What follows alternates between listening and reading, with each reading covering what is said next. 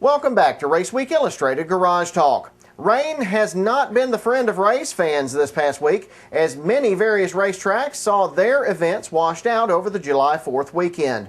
One of the biggest was the 30th running of the World Crown 300 at Gresham Motorsports Park in Jefferson, Georgia, which has been rescheduled to August 10th.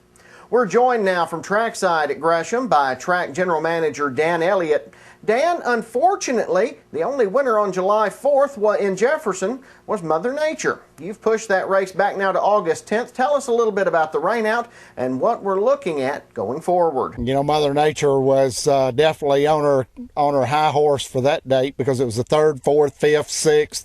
At least one thing for sure, the call that owner Jim Gresham made was that we would postpone the World Crown. And he was definitely on his game whenever he predicted that we'd have a lot of rain out of that weather event, and we did, and it was a great thing. It was good that we got to cancel early because I think it saved teams a lot of money. I know that as far as the track's concerned, really didn't do very much for us because the preparation had already begun. We had a lot of things in the works. Food had already been delivered. The preparation for that had already been done. The track was clean. We were ready to go race, had the staff in place. But moving that to August 10th definitely will be the best thing for us because we had looked at every date possible to try to get that race in and not replace that last Southern Super Series race, which it will do. But we looked at dates across the board, and we could find nothing but conflicts, either with ball games, with other races, with other race tracks. So given the dates that we had to play with, this was the only possible way we could get this in. And working with Slack Auto Parts, with Kipper Tool, with Royal Oak, with Peach State Freightliner, and with Ford Power Stroke Diesel. And then the call that I dreaded to make was the cancellation of the fireworks or postponement until another date. Got that worked out. All those things had to come into play before we could even move forward on committing to the August 10th date, which was going to be a race day anyway, but it didn't involve this many people or sponsors. And definitely I'm looking forward to the World Crown being run August the 10th. Looking forward to the fireworks and all the sponsors that we have coming in for this event.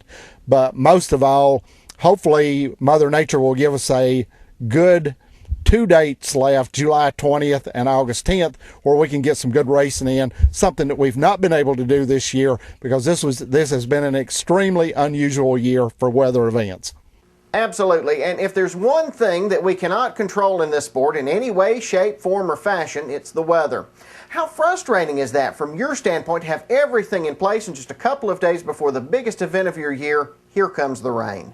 You know, it was probably, of the 5 years that I've been here, it was probably one of the biggest letdowns that I've had here coming into this event, knowing the preparation that was already in place or underway, and the fact that if we didn't let the teams know early enough that they would already be in their travel here or already be in a position to where that it would cost them hundreds or thousands of dollars to come show up for the event and sit here and watch it rain for 3 or 4 days, or in the midst of this just have to leave because I had calls from several teams that had commitments for the weekend, Saturday or Sunday, that they would have to be at. So I knew that those teams would be gone and would not have the opportunity to race.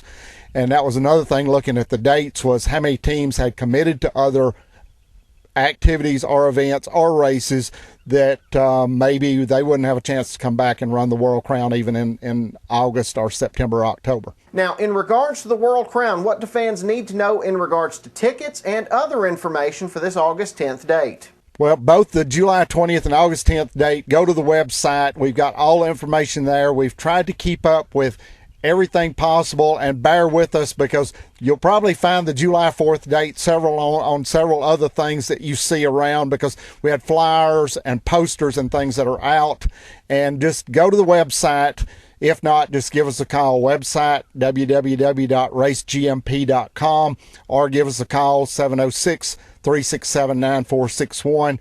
And main thing to let everybody know is the tickets for the July 4th. If anybody had gotten them, come back, we'll get you tickets for the August 10th event in exchange, but the tickets won't be good if you had tickets for the July 4th race. And need to get those exchanged. But give us a call, go to the website. But we will have the World Crown August 10th, and we will have fireworks. Royal Oak will have a great display of fireworks after this event's over on August 10th.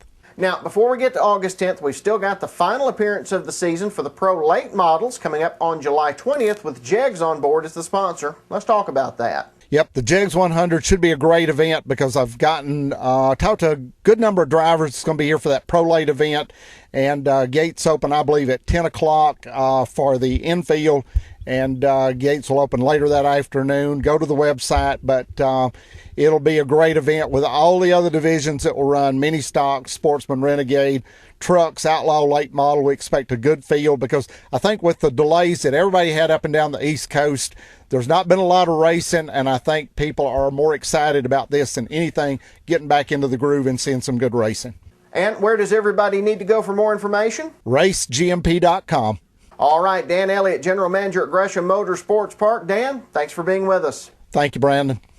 All right, coming up next, we'll be joined by 1988 NASCAR Sprint Cup champ Bill Elliott from the Georgia Racing Hall of Fame. You're watching Raceweek Illustrated Garage Talk.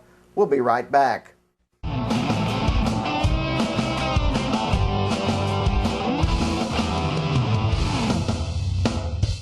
From the dirt roads of yesterday to the super speedways of today, you can see the history of auto racing at the Georgia Racing Hall of Fame in Dawsonville.